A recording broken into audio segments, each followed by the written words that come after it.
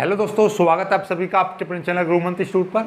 आज की ये वीडियो 12th क्लास केमिस्ट्री की वीडियो रहेगी और केमिस्ट्री का ये पार्ट 3 है। पहला चैप्टर चल रहा था आपका, NCERT का नया कोर्स चल रहा था, आपका नया बैच चल रहा था, तो उसमें एक बहुत ही शानदार खूबसूरत वीडियो। और आज की वीडियो में आपको बहुत वो जानकारी मिलेगी जो आपको बहुत सारी वीडियो देख लेते हो लेकिन कुछ क्लियर नहीं हो पाता है। जैसे कि एकक कोष्ठिका है, सरल एकक कोष्ठिका है, या फलक केंद्रित एकक कोष्ठिका है, तो उसमें केंद्रीय परमाणु कितने होते हैं, उसमें अवयवी कण कितने होते हैं, और वो परमाणु किस तरह से ज्ञात किए जाते हैं, और उसमें परमाणु कितने होते हैं और कहाँ कहाँ पर स्थित होते हैं, उनका आकार किस तरह से हमको पता चलता है कि ये कितना लिया जाएगा, 1/8 है, 1/4 है, 1/6 है। तो वो सारा कुछ आज की इस वीडियो में पता चलेगा आपको। ठीक, तो चलिए आज के कुछ मूल बिंदु, हमारा जो वीडियो का आज का जो पूरा फोकस किन किन चीज़ों पर रहेगा, इकाई सेल को समझाने पर रहेगा, जालक बिंदु को समझाने पर रहेगा, और साथ में आपको इकाई सेल के प्रकार, इकाई सेल के काफ़ी सारे प्रकार हैं तो उन पर पूरा फोकस रहेगा, क्योंकि यहाँ से आपका डेफिनेटली ये आप इम्पोर्टेंट कर लीजिए, ये आप इम्पोर्टेंट कर लीजिए, और यहाँ से आप वेरी इंपॉर्टेंट कर लीजिए, क्योंकि मैं तो ये कहूँगा वेरी वेरी इंपॉर्टेंट कर लीजिए, क्योंकि 2023 की बोर्ड परीक्षा में यहाँ से एक सवाल 100% आना ही आना है। इकाई सेल के प्रकार, चाहे तो वो थ्योरी में आए, चाहे तो आपका थ्योरी में आए या आपका न्यूमेरिकल आए, ठीक है, और या आपका टिक मार्क आए या MCQ में से आए, तो यहाँ से एक सवाल तो डेफिनेटली मिलेगा ही मिलेगा आपको। ठीक है, तो और मैं आपको बता दूं, केमिस्ट्री के जो पहले 4 चैप्टर हैं उनमें न्यूमेरिकल्स भी हैं, जो कि आपको बहुत ही अच्छे से हम कराएंगे। NCERT के पूरे न्यूमेरिकल्स कराएंगे, और पिछले 10 सालों में जितने न्यूमेरिकल्स बोर्ड परीक्षा में पूछे गए हैं वो सारे कराएंगे। ओके, और सारे न्यूमेरिकल्स आपको अच्छी तरह से याद भी हो जाएंगे। और ये जो पहला चैप्टर बहुत ही अपने आप में यूनिक चैप्टर है, और इससे आपके काफ़ी सारी चीज़ें क्लियर होंगी। ठीक है, चलिए तो फिलहाल इस चीज़ को हम मिटा देते हैं, इतना ही लिख देते हैं कि हाँ यहाँ से क्वेश्चन आने वाला है, वेरी इंपॉर्टेंट है। चलिए फिलहाल हम यहाँ पे समझते हैं आपका इकाई सेल को। इकाई सेल से पहले एक बेसिक कॉन्सेप्ट को थोड़ा सा समझ लेते हैं, छोटे छोटे पॉइंट हैं, इनको समझते हैं पहले, उसके बाद में बढ़ेंगे बेसिक कॉन्सेप्ट के साथ। आपसे कोई पूछ ले कि भाई त्रिविम जालक बताइए, तो आप उसको कैसे बताओगे? सबसे पहली बात, त्रिविम जालक पढ़ने से पहले तो ये चीज़ सीखो कि त्रिविम जालक को ही हम क्रिस्टल जालक कहते हैं, और त्रिविम जालक को ही हम क्या कहते हैं, आपका दिक् जालक कहते हैं, राइट। त्रिविम जालक, तो आपसे कोई पूछ रहा है या बोल रहा है कि त्रिविम जालक, क्रिस्टल जालक और दिक् जालक में क्या अंतर है, तो आप कहोगे कोई अंतर नहीं है, ये दिक् जालक के ही नाम हैं। दिक् जालक बोल लो, क्रिस्टल जालक बोल लो, त्रिविम जालक बोल लो, या त्रिविम जालक के ही नाम होते हैं क्रिस्टल जालक और दिक् जालक। ओके, ये सब क्लियर हो गया। अब इसके बाद में ये वास्तव में होता क्या है, आपने क्रिस्टलीय ठोस पढ़े थे, क्रिस्टलीय ठोस में क्या पढ़ा था, इससे पहली वाली वीडियो में हमने क्रिस्टलीय ठोस पढ़ाया था। तो क्रिस्टलीय ठोस में हमने बताए थे कि क्रिस्टलीय ठोस जिन कणों से मिलकर बने होते हैं उनको हम क्या बोलते हैं, अणु, परमाणु या आयन कहते हैं। ठीक है, ये बात जानते हो। ठीक है, जो क्रिस्टलीय ठोस है, कोई भी ठोस होगा वो अणु, परमाणु या आयनों से मिलकर बना होता है। तो हमने क्रिस्टलीय ठोस के ये जो जिनसे पदार्थ मिलकर बना होता है हम उनको बोलते हैं अवयवी कण। क्या बोलते हैं? अवयवी कण, यानी कि ये इन चीजों से मिलकर बना है।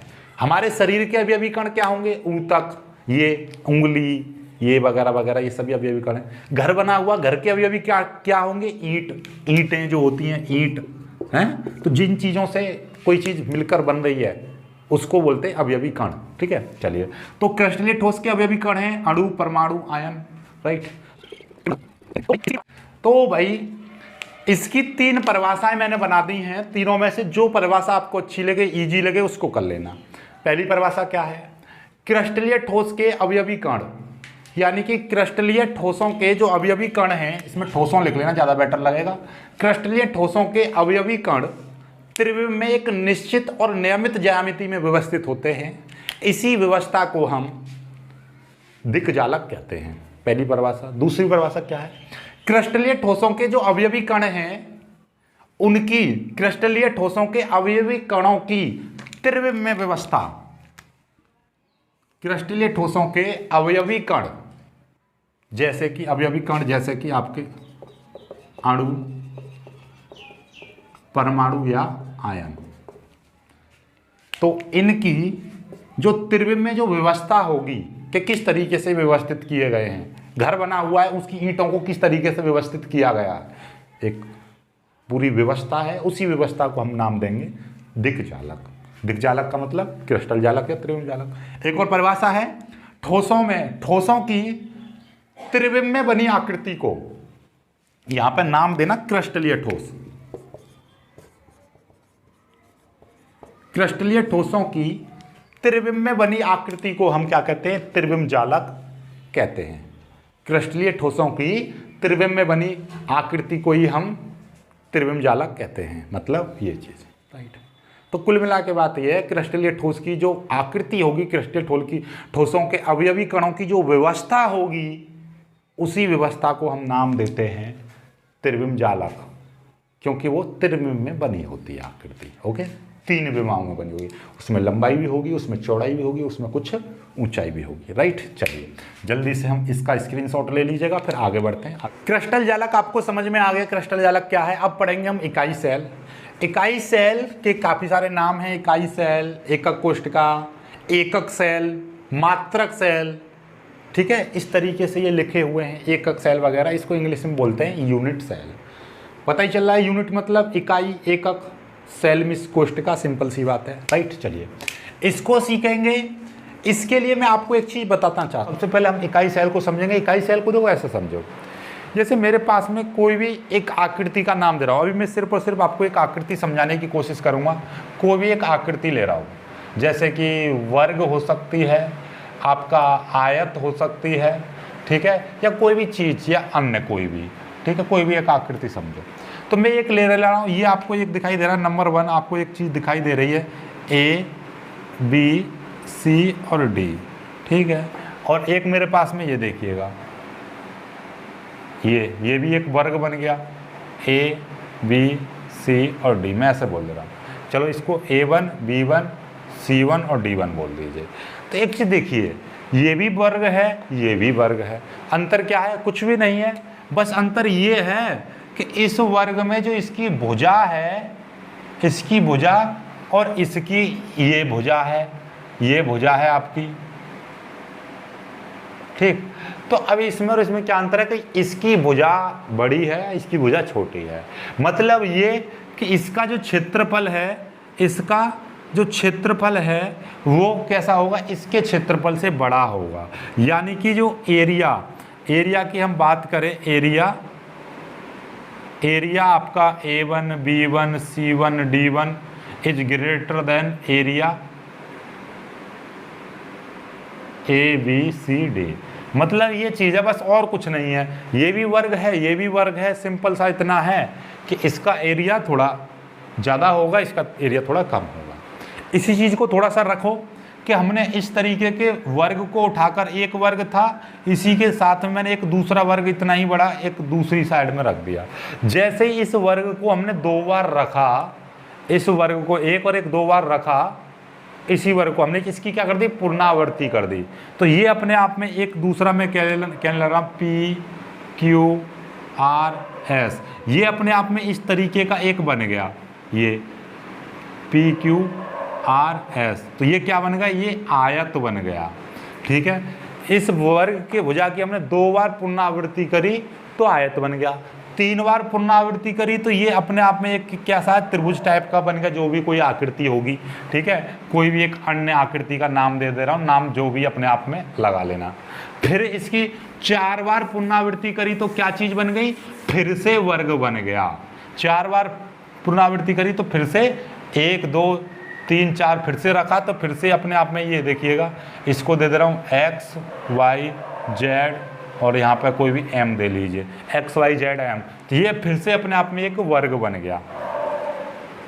तो क्या देखा आपने कि एक चीज़ की हमने पुनरावृत्ति करी तो हमको फिर से वही चीज़ प्राप्त हो गई। तो हमारी इकाई सेल क्या होता है, एक बड़े से बड़े कोई भी सेल है या कोई भी अवयव है या कोई भी उसकी संरचना है, कोई भी क्रिस्टल है, ठीक है, बड़े से बड़े क्रिस्टल बोलिए आप, केमिस्ट्री की भाषा में हम नाम दे दे रहे हैं क्रिस्टल, एक प्रकार से क्रिस्टल दे दे रहे हैं, ठीक है। क्या नाम दे दे रहे हैं? क्रिस्टल। ये कोई क्रिस्टल है और इस क्रिस्टल का जैसे कि एक बड़ा साला क्रिस्टल दे दिया, ये देखिए इसमें मैंने बहुत सारे छोटे छोटे वर्ग बना दिए, ये ठीक है, वर्ग ऐसे छोटे छोटे वर्ग हैं। ये चीज़ इसकी पुनरावृत्ति से ये पूरा बना हुआ है। तो एक छोटे किसी क्रिस्टल का वह छोटे से छोटा भाग जिसकी पुनरावृत्ति करके वो पूरा क्रिस्टल बना हुआ है, किसी क्रिस्टल का वह छोटे से छोटा भाग जिसमें उसी क्रिस्टल की आकृति समायोजित हो, उसको बोलते इकाई सेल। यानी कि क्रिस्टल का छोटे से छोटा भाग जिसमें उसी क्रिस्टल की आकृति समायोजित हो। जैसे कि देखना, ये आयत है, क्या इस आयत का छोटे से छोटा भाग ये है? क्या ये आयत है? नहीं है, तो ये इकाई सेल कहलाएगा इसका? नहीं। ये देखिएगा, ये है, इसमें ये इस तरीके की त्रिभुज टाइप की आकृति बन रही है, क्या इसमें बन रही है? नहीं बन रही, तो ये भी इसका क्रिस्टल नहीं कहलाएगा। लेकिन हाँ, इसका देखिए, ये अपने आप में वर्ग है। ये देखिएगा x y z m, x y z m एक क्या है? वर्ग है। और एक देखिएगा ए बी सी डी, ये भी अपने आप में एक वर्ग है। तो मतलब क्या है? इस क्रिस्टल का छोटे से छोटा भाग ये है, इसकी पुनरावृत्ति से ये बना हुआ है, तो हम इसको बोल देंगे इकाई सेल। इकाई सेल बोलेंगे। किस चीज़ का इकाई सेल बोलेंगे? इसका इकाई सेल बोलेंगे एक्स वाई जेड एम का। क्यों? क्योंकि एक्स वाई जेड एम एक वर्ग है और इसका छोटे से छोटा भाग एक वर्ग ये रहा, ए बी सी डी, यही तो है ए बी सी डी। ये अपने आप में एक वर्ग हो गया, ये अपने आप में एक वर्ग हो गया। इसी तरीके से एक वर्ग ये रहा, इसमें 4 वर्गों के साथ में पुनरावृत्ति करके एक बड़ा वर्ग बन गया है एक्स वाई जेड एम। तो मतलब ये कि एक बड़े क्रिस्टल की जो छवि है वो एक छोटे क्रिस्टल में दिखाई देने लगे पूरी की पूरी, तो हम उसका नाम दे देते हैं कि ये इकाई सेल है इस चीज का, ठीक है। इकाई सेल का मतलब ये है कि इन चीजों को, इकाई सेल को जोड़ जोड़ के एक बड़ा क्रिस्टल का निर्माण हुआ है। क्लियर है बात?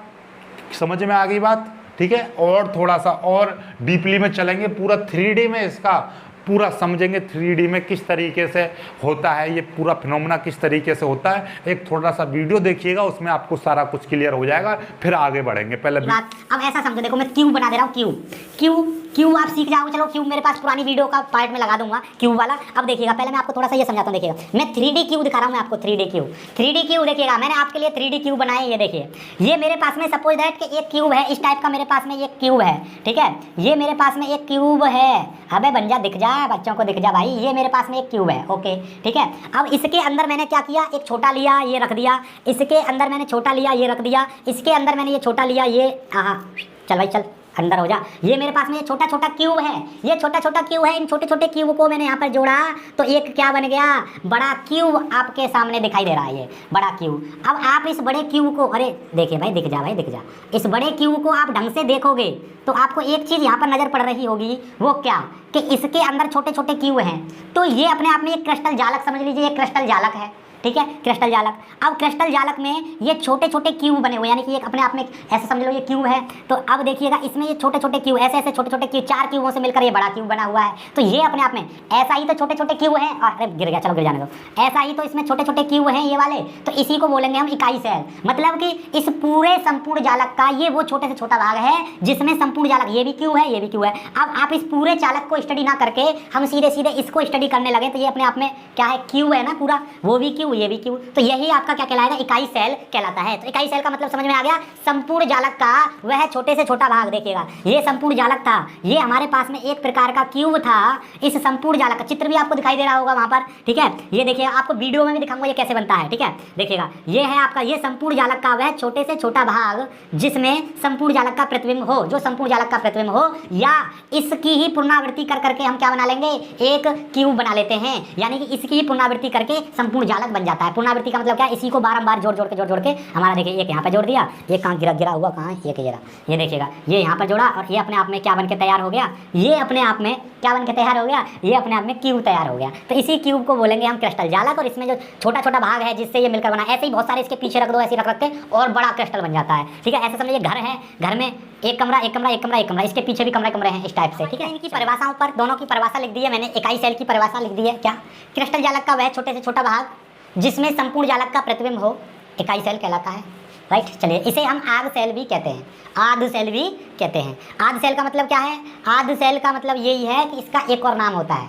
एनसीईआरटी की किताब में इसको आध सेल ही कहा है। ठीक है, उसमें एकक कोष्ठ का भी लिखा हुआ है, इकाई सेल भी लिखा हुआ है और आध सेल भी लिखा हुआ है, मतलब एक ही नाम है इनके। चलिए जालक बिंदु क्या होता है, जैसे कि अभी अभी हमने आपको बताया था कि क्रिस्टल जालक में क्या होते हैं, अवयवी कणों को हम बिंदुओं द्वारा दर्शाते हैं। जब भी कभी भी क्रिस्टल जालक का, ये क्या है अपने आप में, ये क्रिस्टल जालक है, याद रख लेना। क्रिस्टल जालक का जब भी कभी भी डायग्राम बनाओगे आप, उसका चित्र बनाओगे, तो उसमें जहाँ जहाँ पर अवयवी कण होंगे वहाँ पर आप क्या करोगे, एक बिंदु से दर्शाओगे। उसी बिंदु को, जरूरी नहीं है कि ये कोनों पर हो, ये बीच में भी हो सकता है बिंदु, ये कोने यहाँ पर भी हो सकता है, कहीं पर भी हो सकता है। राइट, तो इन्हीं बिंदुओं को हम कहते हैं, यानी कि ये अवयवी कण जहाँ जहाँ पर उपस्थित होगा वहाँ पर हम बिंदु बना देते हैं। इन्हीं बिंदुओं को हम बोलते हैं जालक बिंदु। क्या बोलते हैं, जालक बिंदु। चलिएगा, जालक बिंदु की परिभाषा क्या बनेगी, क्रिस्टल जालक के आरेख में या चित्र में या आकृति में अवयवी कणों को बिंदुओं द्वारा दर्शाया जाता है। किसके द्वारा दर्शाया जाता है, बिंदुओं के द्वारा दर्शाया जाता है। इन्हीं बिंदुओं को हम क्या कहते हैं, जालक बिंदु कहते हैं, या जिन्हें हम जालक बिंदु या जालक स्थल भी कहते हैं, जालक स्थल भी कहते हैं। समझ में आ गई बात। तो क्या है कि भैया जब चित्र बनाएंगे हम किसी भी क्रिस्टल जालक का, तो वहाँ पर जितने भी अवयवी कण होंगे उनको हम बिंदु बिंदु से प्रदर्शित करेंगे। तो इस बिंदु का मतलब समझ जाना, जहाँ पर भी क्रिस्टल जालक के चित्र में बिंदु दिखाई देगा तो आप समझ जाना वहाँ पर अवयवी कण होगा। अवयवी कण का मतलब क्या है, वहाँ पर अणु, परमाणु या आयन उपस्थित होगा। यहाँ पर अणु भी हो सकता है, आयन भी हो सकता है, कुछ भी। और वास्तव में क्या होता है कि जो अणु, जैसे कि मान लीजिए हमारे पास में मैंने बताया था ठोस जो होता है, उसके अंदर अणु जो है इस तरीके से व्यवस्थित रहते हैं, पूरा एकदम ठोस तरीके से। तो वास्तव में इनके बीच में कोई दूरी नहीं होती है। इसका मतलब ये है कि यहाँ पर एक प्रकार का इस तरीके से अणु है, यहाँ पर एक प्रकार का इस तरीके से अणु है, यहाँ पर एक इस तरीके से, यहाँ पर इस तरीके से अणु है। वास्तव में ये होते हैं इस तरीके से, ये पूरा ठोस। अभी आपको पूरा एकदम 3D में समझा दूंगा, 3D में दिखा दूंगा आपको, चिंता ना करो, मेरे पास एक वीडियो है। राइट, चलिए तो यहाँ तक ये समझ में आ गया आपको। यहाँ के बाद में इकाई सेल के प्रकार पढ़ेंगे। इकाई सेल के प्रकार पढ़ने से पहले मैं आपको दिखा दे रहा हूँ जालक बिंदु कहाँ पर होते हैं और क्रिस्टल जालक कैसे बनता है और एकक कोष्ठिका कैसे, जो आपका एकक कोष्ठिका जो हमने बताई है ये कैसे बनती है। तो देखिएगा, इसके लिए आपको एक डायग्राम दिखाता हूँ, एक चित्र दिखाई देगा। देखिएगा चित्र में क्या है, देखिए ये है आपका, देखो जरा ध्यान से देखना होगा तो आपको, देखिएगा एक मिनट,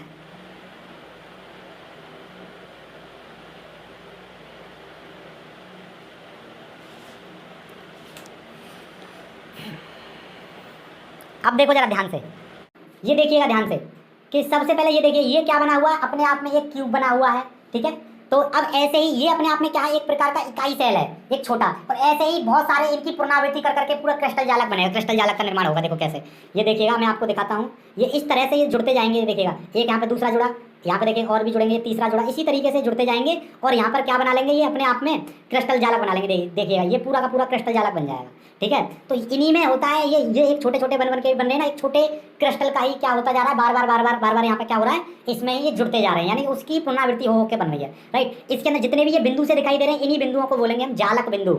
इन्हीं बिंदुओं को क्या बोलते हैं, जालक बिंदु बोलते हैं, जिन पर आपके अवयवी कण होते हैं, अणु, परमाणु या आयन यहीं पर होते हैं। राइट, चलिएगा आपको ये दिखाई दे रहा है, और देखिए मैं और आपको दिखा देता हूँ। ये देखिए ध्यान से देखिएगा, ये देखिए ये यहाँ पर जो है, ये अपना जो कण दिखाई दे रहा है, अपने आप में यही आपका एटम, आयन या मॉलिक्यूल्स यानी अणु, परमाणु या आयन यही होगा, जिसको बोलेंगे हम जालक बिंदु।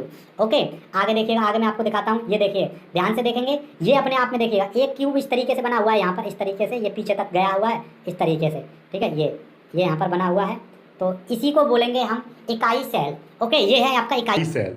चलिए आगे बढ़ते हैं, इकाई सेल के प्रकार पर आ जाते हैं। इकाई सेल के प्रकार क्या होते हैं। राइट, चलिएगा इकाई सेल के प्रकार करते हैं। इकाई सेल, तो अब आ जाते हैं एकक कोष्ठिका के प्रकार के ऊपर। तो एकक कोष्ठिका के प्रकार, बहुत से टीचर्स क्या कहते हैं कि एकक कोष्ठिका केवल 3 प्रकार की होती है, और वो इन नामों को लिख देते हैं, सरल एकक कोष्ठिका, अंतः केंद्रित एकक कोष्ठिका और फलक केंद्रित एकक कोष्ठिका।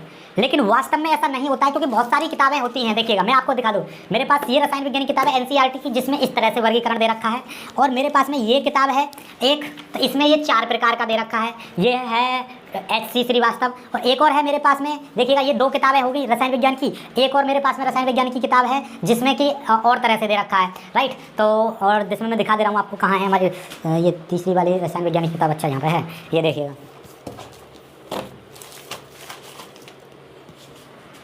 देखिए और भी हैं, मैंने आपको दिखाई थी। और मेरे पास देखिएगा ये डॉक्टर AK मौलिक की है, भौतिक तथा कार्बनिक रसायन, ये भी आपको नूतन वाली है। और देखिए वो भी नूतन प्रकाशन नहीं है लेकिन अलग है, देखिए ये नूतन प्रकाशन की है लेकिन ये HC श्रीवास्तव, ये अलग राइटर हैं, ये अलग राइटर हैं। ये NCERT की किताब है मेरे पास में, और भी बहुत सारी किताबें, सब में अलग अलग दे रखे हैं इसके। तो आप बच्चे क्या, आप लोग बिल्कुल भी टेंशन ना लें, कोई एक टीचर एक किताब से पढ़ा रहा होगा लेकिन यहाँ पर काफ़ी सारी किताबें होती हैं, सबको स्टडी करके तब आपके लिए अच्छे से अच्छा मटेरियल दिया जाता है। तो आप लोगों को टेंशन लेने की कोई ज़रूरत नहीं है, इन किताबों को मैं लग देता हूँ, ये देखिएगा। तो आपको मैं ये बताना चाहूँगा कि मैंने पहले जो वीडियो बनाई थी उसमें केवल 4 प्रकार लिखाए थे जो कि मैंने उस किताब के अकॉर्डिंग था, ठीक है। और मैंने 2-3 किताबों को स्टडी किया, लेकिन जो मेरे को सटीक जानकारी मिली वो इस किताब में, NCERT की किताब में, और 2 किताबें और हैं राइटरों की, उनके द्वारा। तो फिर मैंने देखा, तो इसलिए फिर मैंने ये चेंज कर दिया है। इसमें क्या है कि जो इकाई सेल है यानी एकक कोष्ठका जो है वो 2 प्रकार से बांटा गया है। एक तो उसका एक भाग तो यह है सरल एकक कोष्ठका, दूसरा होता है केंद्रित एकक कोष्ठका, सेंटर्ड यूनिट सेल, ये होती है सिंपल यूनिट सेल, राइट। चलिए दूसरी बात, ये जो केंद्रित एकक कोष्ठका है इसको 3 भागों में बांटा गया है,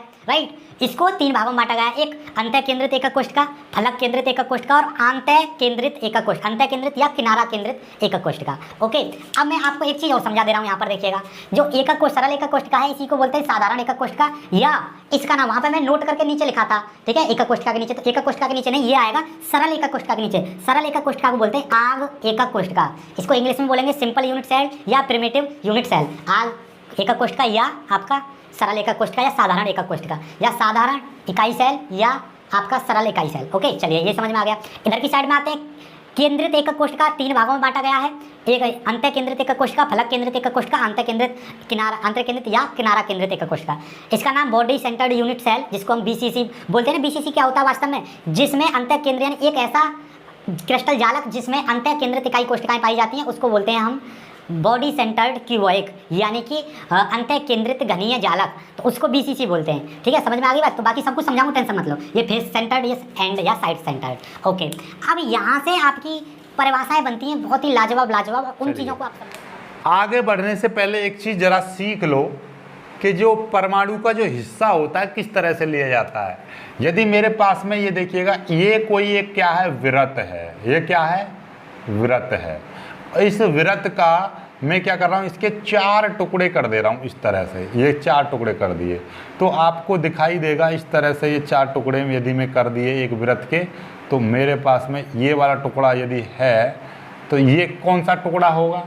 यदि मैं कह रहा हूँ A, B, C और D, एक विरत के मैंने 4 टुकड़े करे और ये मेरा A हिस्सा है, तो हम इसको कितना बोलेंगे, ये 1/4 है।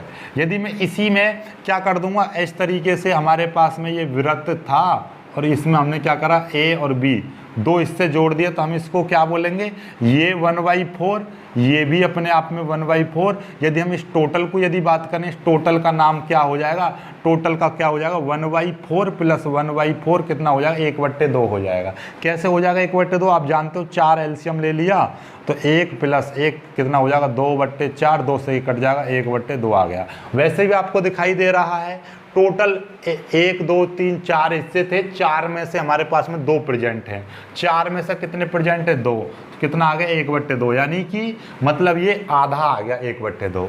यदि हमारे पास में ये वाला हिस्सा और ले लेते हैं हम, तो ये भी 1/4 हो जाएगा। तो टोटल मिला के ये कितना हो जाएगा, टोटल यदि हम बात करें इसकी, तो ये 3/4 हो जाएगा। इतना तो समझ पा रहे हो आप, ठीक है। और एक चीज़ और समझो कि यदि मेरे पास में कि आपका, मैं कहने लग रहा हूँ इस तरीके से, इस तरह से टुकड़े, इस तरह से 1 और 1 यहाँ पर है, और इस तरह से 1 और 2 यहाँ पर है, और 1 यहाँ पर है, ठीक है। 1 2 3 4 5 और 1 ये कर लो 6, इतने टुकड़े हैं, ये आधे आधे। तो ये कितना परमाणु हो जाएगा, जरा परमाणु की संख्या निकालें हम। परमाणु की संख्या हम ज्ञात करेंगे, कैसे करेंगे, हमारे पास में कितने परमाणु हैं, कितने छोटे परमाणु हैं, ठीक है, कितने छोटे परमाणु हमारे पास में, 1 2 3 4 5 6 हैं। 6 में ये परमाणु का कितना हिस्सा आ रहा है, ये कितने टुकड़े कितने हैं हमारे पास में, टुकड़े हैं हमारे पास में 6, एक ये रहा, एक ये रहा, एक ये रहा, एक ये रहा, एक ये रहा, एक ये रहा। ठीक है, चलो और देख लेते हैं। और हमारे पास में एक टुकड़ा यहाँ पर है, एक टुकड़ा चलो यहाँ पे, इसको बाद में काउंट करेंगे, इस तरह से यही है। ठीक है, ऐसे ये इस तरह से यही है। ठीक है, घबराना नहीं है, ये पूरा समझना अभी, देखो बेसिक कॉन्सेप्ट है ये। ठीक है, चलो पहले 6 का काउंट करते हैं। हमारे पास में 6 टुकड़े हैं और एक टुकड़े में कितना हिस्सा आ रहा है, एक टुकड़े का जो हिस्सा होता है, इस वृत्त का कितना हिस्सा है, ये वृत्त का भाग, ये कितना है वृत्त का भाग, ये है 1/4। ये जो टुकड़ा जो है ये पूरा का पूरा कितना है, ये वृत्त का 1/4 भाग है। ये वाला जो हिस्सा है ये 1/4 है। तो 1/4 ये 1/4 ये 1/4 ये 1/4 ये 1/4 ये 1/4 ये, तो यानी कि 6 टुकड़ों में 1/4 भाग जोड़ेंगे तो कितना हो जाएगा 6/4, मतलब 2 से कट जाएगा, 2 3 6, 2/2 यानी कि कितना हो जाएगा 3/2 यानी कि 1.5, यानी कि 1.5 परमाणु हो गया, 1.5 परमाणु। अब यदि मेरे पास में एक परमाणु और जोड़ देते हैं, 6 ये रहे, 7 और 1 8, तो 8 परमाणु हैं, तो कितने हो जाएंगे 8। यदि हमारे पास में टुकड़े हैं और एक टुकड़े पर कितना भाग आ रहा है परमाणु का, 1/4 आ रहा है, तो कितना हो जाएगा 8/4, 8 के गुणा 1 में करेंगे 8/4, 4 से कट जाएगा, कितना आ जाएगा 2 परमाणु आ जाएंगे। ये किसकी बात चल रही है, इस वृत्त की बात चल रही है।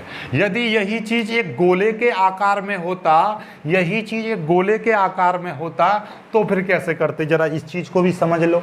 यदि यही चीज, ये वृत्त का तो आप समझ गए होंगे टुकड़े 1/4 कैसे रहता है, लेकिन ये वृत्त और गोले में थोड़ा अंतर रहता है। गोला कैसा रहता है, देखिए वृत्त क्या रहता है, वृत्त एक समझो चूड़ी के समान होता है। ठीक है, बिल्कुल उसका कोई आयतन नहीं होता, ये वृत्त है। ठीक है, लेकिन इसी चीज को हम ऐसे ऐसे करके, मतलब ये अपने आप में क्या है, ऐसे मतलब गेंद जो होती है, गेंद वो क्या है अपने आप में क्या है, जिसकी इस तरह से रख देंगे जिसकी छवि आपको दिखाई देने लगे, यानी कि ये हमने एक गोला टाइप का बना दिया, तो ये अपने आप में क्या है, ऐसे मैंने ऐसे करके एक गोला टाइप का बना दिया, तो ये अपने आप में क्या बन गया, गेंद टाइप का बन गया गोला। और गोले में क्या होता है कि भैया ये जो है आपका गोला होता है, गोले को हम 2 भागों में काट देंगे, आधी गेंद को काट दोगे तो 2 छोटे छोटे कुल्लड़ टाइप के दिखाई देंगे गोले गोले से, है ना। तो उसमें यदि हम ऐसे, यदि ये गोला है और गोले में यदि हम इतने हिस्से की यदि बात करेंगे तो ये वाला जो हिस्सा है ये 1/8 होगा, ये गोले का हिस्सा है। और वृत्त में यदि हम बात करेंगे, यदि ये वृत्त है और वृत्त में ये वाला हिस्से की बात करेंगे, ये 1/4 होगा। ठीक है, समझ रहे हो बातों को। गोले में 1/8 होता है, वृत्त में 1/4 भाग होता है। ठीक है, क्योंकि वृत्त में हम गोले में 8 भाग बनाते हैं, इसमें 4 भाग बनेंगे, इसको काट देंगे तो इस तरह से। ठीक है, ऐसे काट देंगे उसको 2 भागों में, वो कट जाएगा। ठीक है, चलिएगा, तो हम इस तरीके से हम काउंट करेंगे आगे। अभी 1/8 क्यों काउंट करेंगे ये भी हम अभी सीखेंगे अपने वीडियो में आगे। अपने इन सभी के बारे में पढ़ेंगे, एक कोष्ठिका क्या होती है, अंतः केंद्रित एक कोष्ठिका क्या होती है, फलक केंद्रित एक कोष्ठिका क्या होती है, किनारा केंद्रित एक कोष्ठिका क्या होती है, यानी कि 1 2 3 और 4 के बारे में पढ़ेंगे। मोस्टली टीचर्स आपको 1 2 3 ही पढ़ाते हैं, लेकिन हमारे चौथा ही पढ़ेंगे, सारा कुछ क्लियर करेंगे एनसीईआरटी की किताब के अकॉर्डिंग। चलिए देखिए, सबसे पहले हम पढ़ते हैं एकक कोष्ठिका क्या होती है। भाई एकक कोष्ठिका, देखिए वह एकक कोष्ठिका जिसके अवयवी कण केवल कोनों पर प्रेजेंट होते हैं, यानी कोनों पर उपस्थित होते हैं। जब अवयवी कण एकक कोष्ठिका के केवल कोनों पर रखे रहते हैं, कोनों पर, उसको बोलते हैं हम सरल एकक कोष्ठिका। ये है सरल एकक कोष्ठिका, केवल कोनों पर उपस्थित होगा। और इस टाइप का जालक जिसमें केवल सरल एकक कोष्ठिका उपस्थित है, इस टाइप के जालक को बोलते हैं हम, इस टाइप का जो जालक होगा उसको नाम देंगे सरल एकक घनीय जालक।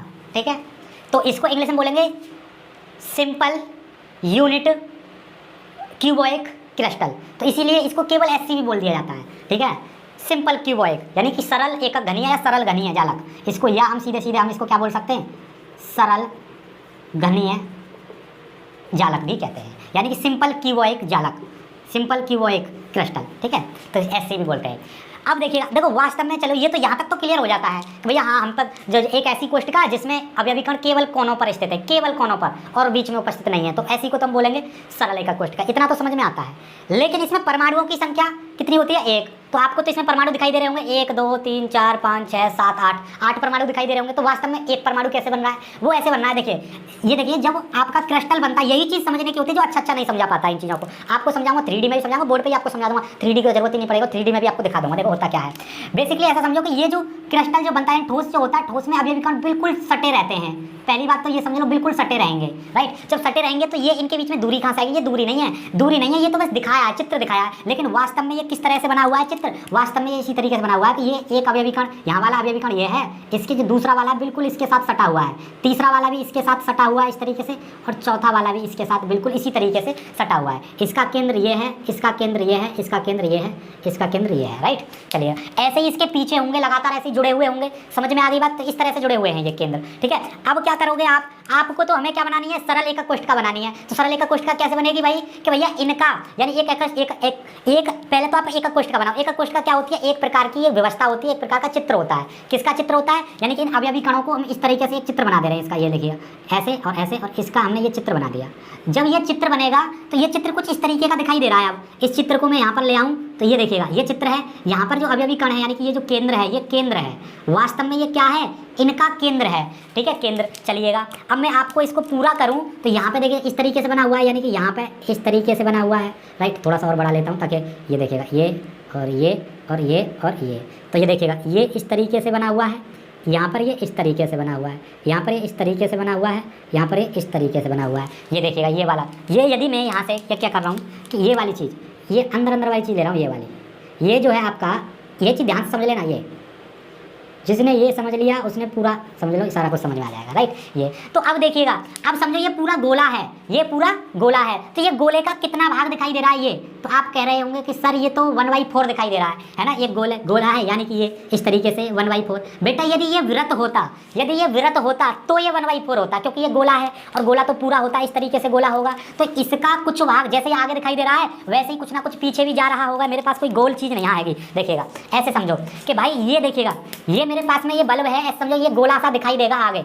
एक इस तरीके से, राइट। अब हम क्या करेंगे, हम ऐसे ही एक दूसरा गोला रखा हुआ है, ऐसे एक और गोला रखा हुआ है, एक और गोला रखा हुआ है। तो अब हमको उसको एक क्या बनाना है? क्यूब बनाना है। तो हम इसको क्या करेंगे, आधा हिस्सा लूंगा मैं ऐसे एक इस तरीके से, यहाँ से मैं ये वाला हिस्सा इसमें से निकालना चाहूँ तो आप देखिएगा ये वाला गोला इस तरीके से, इसमें से 4 हिस्से बना हुआ ऐसे, तो ये तो केवल ऐसे करके, और ये वाला हिस्सा आपसे मैं लेने लगूँ, इतना वाला हिस्सा लेने लगूँ तो ये कितना आएगा? ये तो केवल ऐसे दिखाई देगा। तो पीछे की साइड में भी तो जैसे ये है आगे, वैसे ही पीछे की साइड में भी उतना ही होगा। तो हम पूरा थोड़ी नहीं ले रहे, हम पे तो बस इतना ही इस गोले का आगे का भाग आएगा। तो इसके गोले के पीछे भी तो होंगे, मतलब ये 4 भाग आगे दिखाई देंगे इसके, तो 4 भाग पीछे भी तो दिखाई देंगे।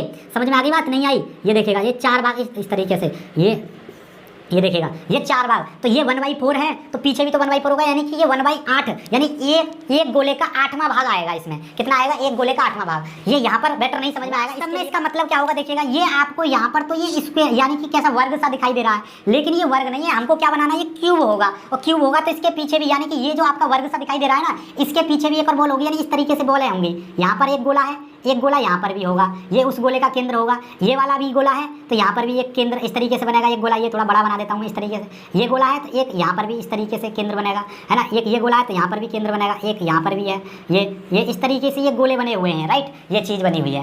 तो इसका मतलब ये है कि ये गोला जो है आपका, और ये जो चीज़ें हैं, तो ये आपकी बाहर वाली ये हिस्सा मैंने काट दिया, तो ये गोला कितना दिखाई देगा आपको? इस तरीके से दिखाई देगा, है ना। ये इस तरीके से आपको ये नज़र पड़ेंगे इसमें। जब इसमें ये नज़र पड़ेंगे इस तरीके से तो आपको दिखाई देगा कि ये 3D में बन नहीं सकता है गोला। तो 3D में मैं समझाता हूँ कि ये बनेगा कितना। तो ये जो भाग है ना, ये गोले का जो यहाँ वाला जो भाग लिया जाएगा, ये इस तरीके से जो लिया जा रहा है, तो ये गोले का केवल 1/8 भाग लिया जाएगा। कितना? 1/8 भाग लिया जाएगा। कैसे लिया जाएगा इसको समझते हैं पहले, तभी आगे समझ में आएगा। तो इसको ध्यान से समझना जरा। इसके लिए मैं आपको एक चीज़ दिखाता हूँ, ये देखिएगा।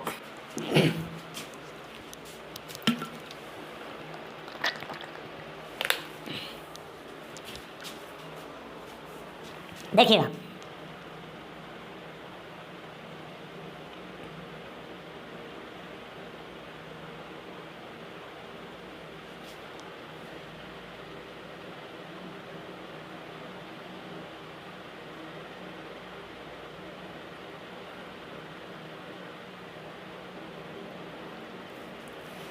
अब ध्यान से देखिएगा जरा, ध्यान से देखोगे तो आपको एक चीज़ नज़र पड़ेगी, ये देखिएगा, ये जो आपका इकाई सेल था, सरल इकाई सेल, सरल सिंपल क्यूबिक जो सिंपल सेल था, सिंपल यूनिट सेल, वो इस तरीके का था, राइट। इसमें कितने ये परमाणु है, यानी कि जो जालक बिंदु है। अब देखोगे तो आपको एक चीज़ नज़र पड़ेगी कि ये देखिएगा इस तरीके से इनका ये जो दूरी है, वास्तव में ये दूरी कुछ नहीं होती है, ठीक है, हमने बताई थी। तो ये मोटे परमाणु हैं अपने आप में, ये देखिएगा इस तरीके, वास्तव में इनका जो आकार है वो इस तरीके से है, ये देखिएगा, ये इस तरीके से हैं ये, ठीक है, ये देखिएगा, ये आपका ये है वास्तविक आकार इनका, दिखाई दे रहा है ना, ये इस तरीके से हैं ये, ठीक है। तो आगे बढ़ते हैं, आगे दिखाता हूँ मैं आपको, ये है। अब ये देखिएगा, ये है वास्तव में, इनको जब मैं काटूंगा इन परमाणुओं को इस तरीके से क्यू में, तो ये कैसे कटेंगे, ये देखिएगा, ये आपस में इस तरीके से कटेगा, आपको दिखाई देगा, ये देखिएगा, ध्यान से देखना ज़रा, इस तरीके से हम इनको काटेंगे, ये देखिए, ये कट गया, ये देखिएगा, ये आपका ऐसा परमाणु बन गया, अपने आपस में ये कट गया, और वास्तविक आकार इसका ये है, देखिएगा ध्यान से, और देखो ये है वास्तविक आकार इसका, ये देखिएगा वास्तविक आकार ये है आपका, समझ में आई बात। अब इसमें ये जो परमाणु है, तो इस एक गोले का कितना भाग रहेगा, ये इस गोले का 1/8 भाग होगा, कितना, ये एक पूरे गोले का 8वां हिस्सा है ये, ठीक है। क्यों है 8वां हिस्सा, मैं आपको दिखाना चाहूँगा, देखिएगा, ये वाला हिस्सा जब इसके साथ में ये वाला जुड़ेगा तो ये 1/4 बनेगा, और जब ये पूरा का पूरा जुड़ जाएंगे, ये चारों जुड़ जाएंगे, तब जाके आधा बनेगा, और नीचे वाला आधा, तब जाके एक परमाणु बनेगा इसमें, ठीक है, इस तरीके से। तो ये कुल मिला के बात ये 1/8 भाग होता है, राइट। चलिएगा, इसी तरीके से मैं आगे सारा कुछ समझा दे रहा हूँ, ये देखिएगा, ये 1/8 भाग है, तो इसीलिए इसमें अब देखना जरा, इसमें कितने परमाणु थे, 8 परमाणु थे, और एक परमाणु में कितना परमाणु जुड़ा हुआ है, 1/8, यानी कि 8वें का एक हिस्सा जुड़ा हुआ है, तो इसीलिए इसमें एक परमाणु आता है, 8 से 8 कट गया, एक परमाणु आएगा, राइट। आगे चलिए, आगे देखिएगा, ये इस तरीके से ये जो परमाणु दिखाई देते हैं ना वास्तविक, तो वो इस तरह से बनता है। अब आगे देखते हैं, आगे देखिएगा, तो ये इसका जो है ये बनते हैं, ये इसकी सरल रेखा कोष्ठका का है चित्र, इसमें परमाणु इस तरीके से होंगे, ये इसका चित्र बन गया, ठीक है। चलिए आगे देख लेते हैं, आगे देखिए ध्यान से,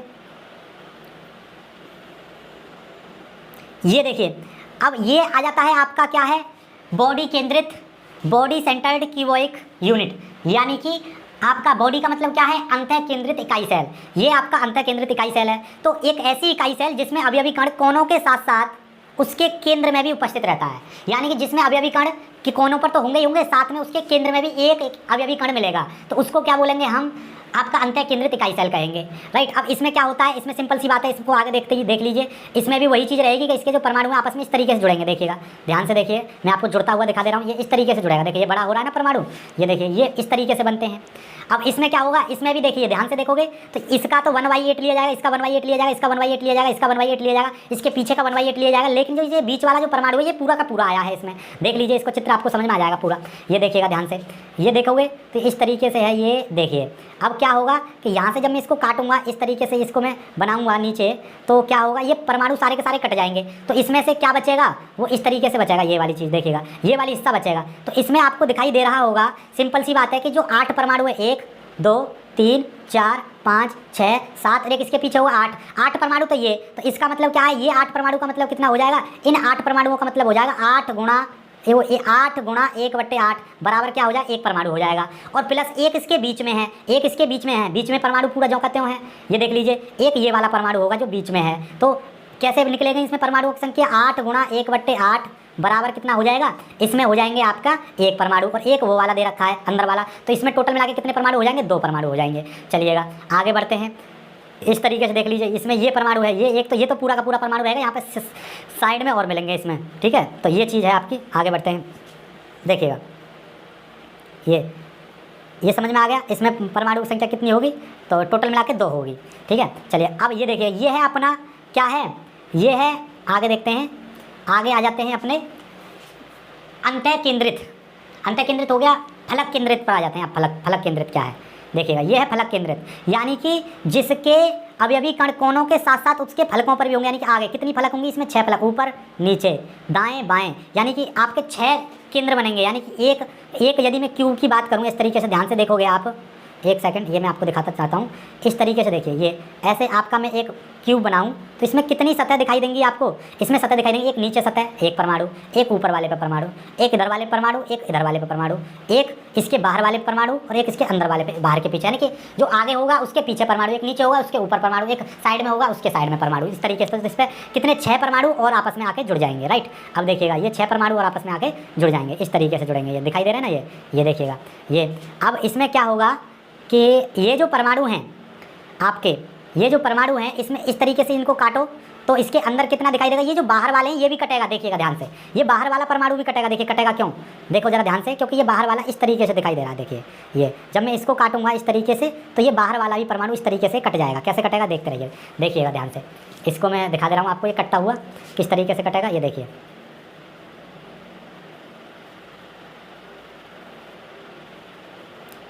ये देखिए इस तरीके से कट रहा है, राइट।